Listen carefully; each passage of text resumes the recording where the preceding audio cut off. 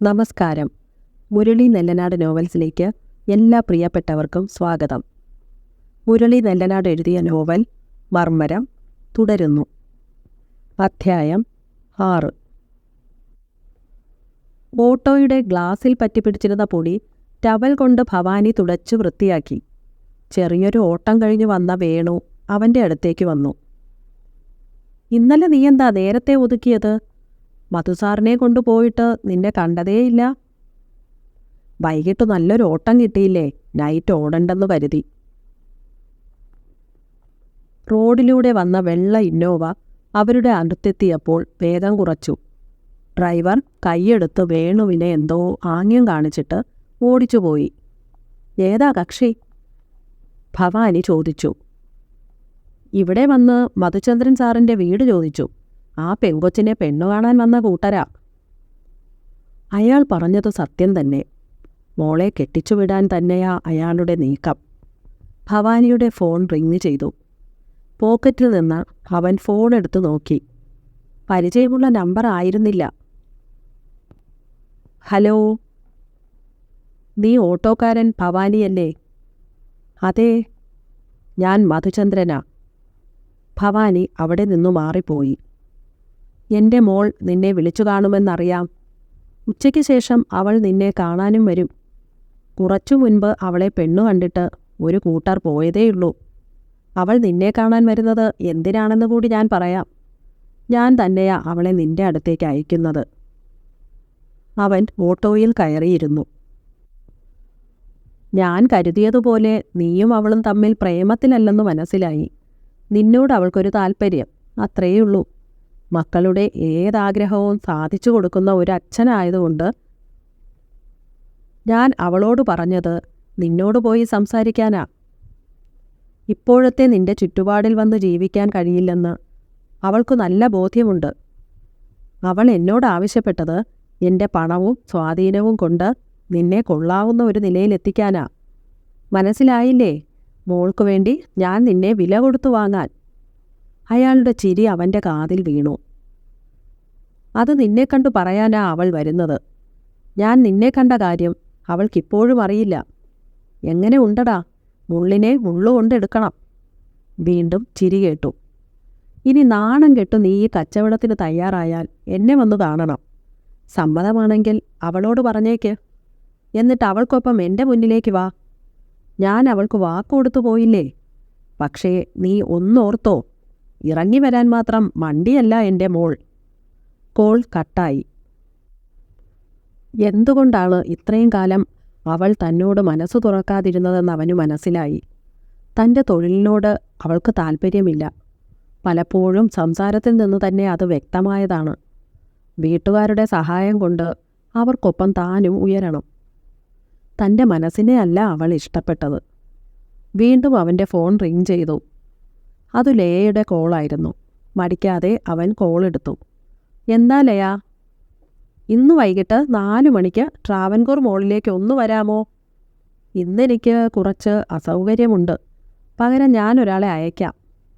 "അതുപോരാ, ഭവാനി തന്നെ വരണം. എനിക്ക് ചില കാര്യങ്ങൾ സംസാരിക്കാനുണ്ട്. പ്ലീസ് ഒന്നു വാ, സീരിയസ് ആണ്." അപേക്ഷയായിരുന്നു. "എന്നോട് സീരിയസായി സംസാരിക്കാൻ ലയക്കെന്താ ഉള്ളത്?"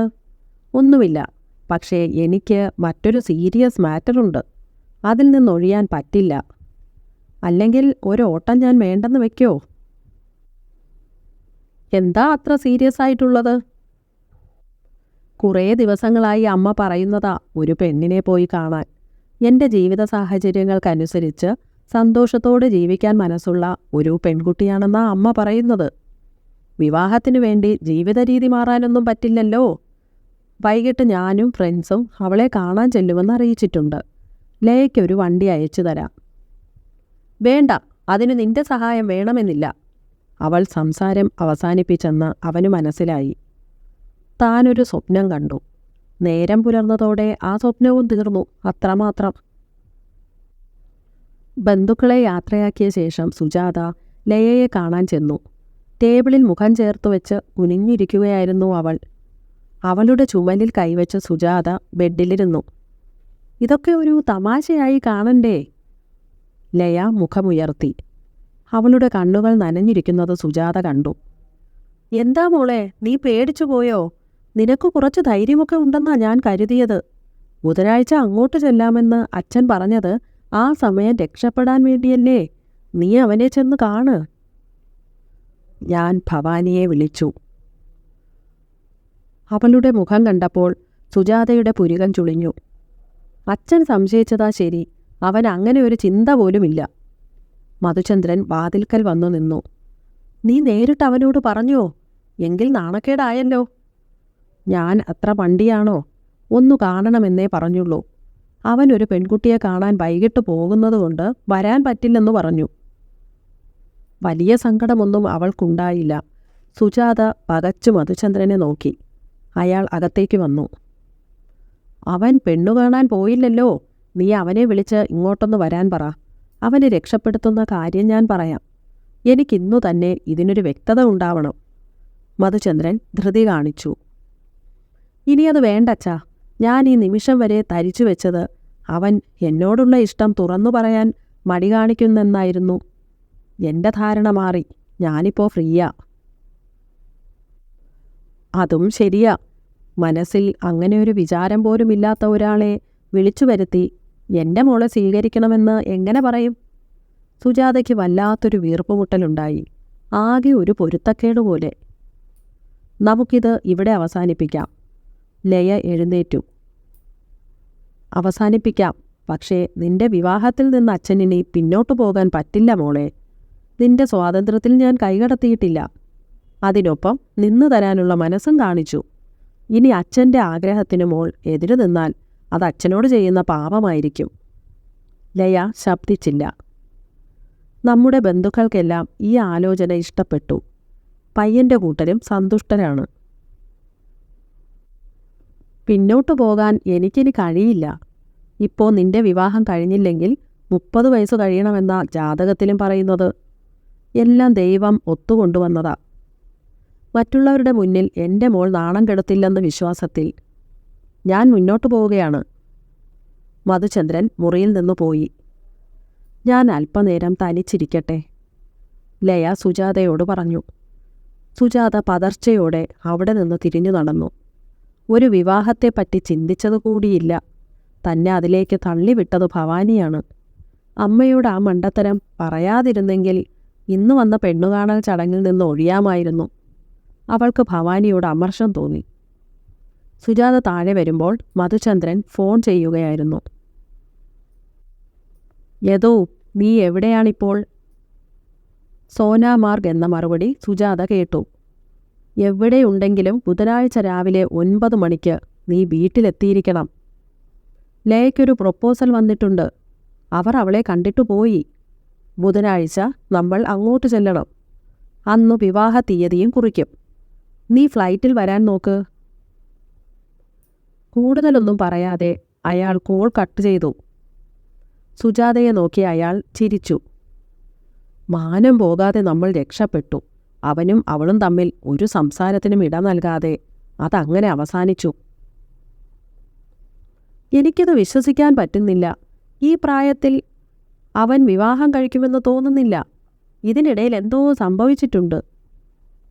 അവൾ അവനെ വിളിച്ചില്ലെന്നാ ഞാൻ മനസ്സിലാക്കിയത്. അരുണിനെ കണ്ടപ്പോൾ അവളുടെ മനസ്സു മാറി. പക്ഷേ നമ്മൾ ഈ വിഷയം സംസാരിക്കാനേ പാടില്ല. മധുചന്ദ്രൻ അവിടെ നിന്ന് പോയി. ചൊവ്വാഴ്ച രാത്രി യദു വീട്ടിലെത്തി. 118 ദിവസത്തെ റൈഡ് കഴിഞ്ഞുള്ള വരവായിരുന്നു. ബൈക്ക് കാശ്മീരിൽ വെച്ചിട്ടാണ് അവൻ വന്നത്. 1 മാസത്തിനുള്ളിൽ വിവാഹമുണ്ടാവും. അതുവരെ നീ നാട്ടിലുണ്ടാവോ? മധുചന്ദ്രൻ കളിയാക്കി ചോദിച്ചു. ഇവളുടെ കാര്യത്തിൽ കവിഞ്ഞ് എനിക്ക് മറ്റെന്താ ഉള്ളത്? ലയയെ ചേർത്ത് പിടിച്ചവൻ ചിരിച്ചു. ഇവൾ ഇത്ര പെട്ടെന്ന് കീഴടങ്ങുമെന്ന് ഞാൻ കരുതിയില്ല. കോഴ്സ് കഴിഞ്ഞിട്ട് മതിയായിരുന്നെടി. ലയ പ്രതികരിക്കാതെ നിന്നു. നല്ല ബന്ധമായിട്ടാ വിട്ടുകളയേണ്ടെന്ന് കരുതിയത്. കോഴ്സൊക്കെ അതിൻ്റെ വഴിക്ക് നടക്കും. മധുചന്ദ്രൻ ഉത്സാഹത്തോടെ പറഞ്ഞു. പിറ്റേന്ന് എല്ലാവരും പയ്യൻ്റെ വീട്ടിലേക്ക് പോയി. ലയ വീട്ടിൽ തന്നെ ഉണ്ടായിരുന്നു. പോയവർ മടങ്ങി വന്നത് വിവാഹ തീയതി നിശ്ചയിച്ചിട്ടായിരുന്നു. 18 ദിവസങ്ങൾ മാത്രം. ലയയെ പിന്നീട് ബസ് സ്റ്റോപ്പിൽ നിന്ന് കൂട്ടിക്കൊണ്ടുവരുന്നത് യദുവായി. പിന്നീട് ഒരിടത്തു വെച്ചും അവൾ ഭവാനിയെ കണ്ടില്ല. യദു ആ വിവരം അറിഞ്ഞതുമില്ല. 2 ആഴ്ചയ്ക്കുള്ളിൽ മധുചന്ദ്രനും സുജാതയും കല്യാണം ക്ഷണിച്ചു തീർത്തു. ഭവാനിയുടെ വീട് മാത്രം അയാൾ അവഗണിച്ചു. മധുചന്ദ്രൻ ഓഫീസിലിരിക്കുമ്പോൾ ശിവശങ്കരൻ്റെ കോൾ വന്നു. മഹേന്ദ്രൻ അല്പം മുൻപ് എന്നെ വിളിച്ചിരുന്നു. എന്താ ഇളയച്ച? നീ ഒരു കാർ കൊടുക്കാമെന്നല്ലേ പറഞ്ഞത്? അതെ, കാർ ഞാൻ ബുക്ക് ചെയ്തു. 17-ാം തീയതി വണ്ടി ഷോറൂമിൽ നിന്നിറക്കാം. ഞാൻ ഷോറൂമിൽ പോയ വിവരം ഇളയച്ചനെ അറിയിക്കുകയും ചെയ്തു. ഞാനത് മഹേന്ദ്രനോടും വിളിച്ചറിയിച്ചു. അരുണും കൂട്ടുകാരും ഷോറൂമിൽ ചെന്നു കാർ കണ്ടത്രേ. കൂട്ടുകാരുടെ മുന്നിൽ അവൻ നാണം കെട്ടെന്ന മഹേന്ദ്രൻ്റെ പരാതി. അവൻ അങ്ങനെ ഒരു കാറല്ല വേണ്ടത്. എൻ്റെ മോൻ്റെ ജോലിയുടെ വില പോലും മാനിച്ചില്ലെന്ന് അയാൾ തുറന്നടിച്ചു. ഏതു കാറാ ഉദ്ദേശിക്കുന്നതെന്ന് അറിഞ്ഞിരുന്നെങ്കിൽ അവൻ അങ്ങോട്ട് പോവില്ലായിരുന്നെന്നാ അയാൾ പറഞ്ഞത്. പിന്നെ ഏതു കാറാ അവന് വേണ്ടത്? ശിവശങ്കരൻ പറഞ്ഞ കാറിൻ്റെ പേര് കേട്ട് മധുചന്ദ്രൻ ഞെട്ടി. ഇളയച്ച, അവർ പറയുന്ന കാറിൻ്റെ ഷോറൂം വില തന്നെ 10-15 ലക്ഷം വരും. ഇനിയത് റോഡിലിറക്കുമ്പോൾ വരുന്ന ചെലവോ? 9 ലക്ഷത്തിൻ്റെ കാറാ ഞാൻ ബുക്ക് ചെയ്തത്. അവർ അത് സ്ത്രീധനമായി ആവശ്യപ്പെട്ടതുമല്ല. അത് കുറഞ്ഞ വണ്ടിയൊന്നുമല്ല. അത് പറഞ്ഞിട്ട് കാര്യമില്ല മധു. കാറ് കൊടുക്കാമെന്ന് നീ വാക്കു പറഞ്ഞതാ. നീ ഉദ്ദേശിച്ച കാർ ഇറക്കിക്കൊണ്ടുവന്നാൽ അരുൺ അത് സ്വീകരിക്കില്ലെന്ന് മഹേന്ദ്രൻ വ്യക്തമാക്കി കഴിഞ്ഞു. പിന്നെ നിനക്കൊരു മോളായതുകൊണ്ടും അരുണിൻ്റെ ജോലി വെച്ചും 200 പവൻ പ്രതീക്ഷിച്ചതാണെന്നും മഹേന്ദ്രൻ സൂചിപ്പിച്ചു. വിവാഹം നടക്കട്ടെന്ന് കരുതി അവർ ഒന്നും പറയാതിരുന്നതാണെന്ന്. മധുചന്ദ്രൻ പകച്ചുപോയി. എന്തൊക്കെയാ ഇളയച്ച ഈ കേൾക്കുന്നത്? സ്ത്രീധനമായി ചോദ്യങ്ങളില്ലെന്ന് അവർ തന്നെ പറഞ്ഞതല്ലേ? എന്നിട്ടിങ്ങനെ ഓരോരോ ആവശ്യങ്ങളുമായി വന്നാൽ? ശിവശങ്കരൻ്റെ ചിരി കേട്ടു. എടാ മോനെ, അണ്ടിയോടടുക്കുമ്പോഴേ മാങ്ങയുടെ പുളി അറിയൂ. ഉദ്ദേശിച്ച വഴിക്ക് നമ്മളെ എത്തിക്കാൻ അവർക്കറിയാം. ഇനിയിപ്പോൾ കുറച്ച് ദിവസങ്ങളേയുള്ളൂ. നീ ഇന്ന് തന്നെ ചെന്ന് ആ കാറ് ബുക്ക് ചെയ്യുക. എന്നിട്ട് വേണം ഷോറൂമിൽ ചെന്ന് വണ്ടിയിൽ എന്തൊക്കെ സൗകര്യങ്ങൾ വേണമെന്ന് അരുണിന് പറഞ്ഞേൽപ്പിക്കാൻ. പുത്തരിയിൽ കല്ലുകടിക്കാതിരിക്കാനാ നമ്മൾ ശ്രദ്ധിക്കേണ്ടത്. കാരണം നമ്മുടെ കുട്ടിയെ അങ്ങോട്ടാ പറഞ്ഞുവിടുന്നത്. മധുചന്ദ്രൻ മരവിച്ചിരുന്നു. അടുത്ത ലക്കത്തിൽ കഥ തുടർന്നു കേൾക്കാം. ദയവായി എല്ലാവരും ഈ ചാനൽ സബ്സ്ക്രൈബ് ചെയ്യണം. വീഡിയോ ലൈക്ക് ചെയ്യുന്നതിനോടൊപ്പം അഭിപ്രായങ്ങളും നിർദ്ദേശങ്ങളും കമൻസിലൂടെ ഞങ്ങളെ അറിയിക്കണം എന്നപേക്ഷിക്കുന്നു. മുരളി നെല്ലനാട് നോവൽസിന് വേണ്ടി പ്രവീണ.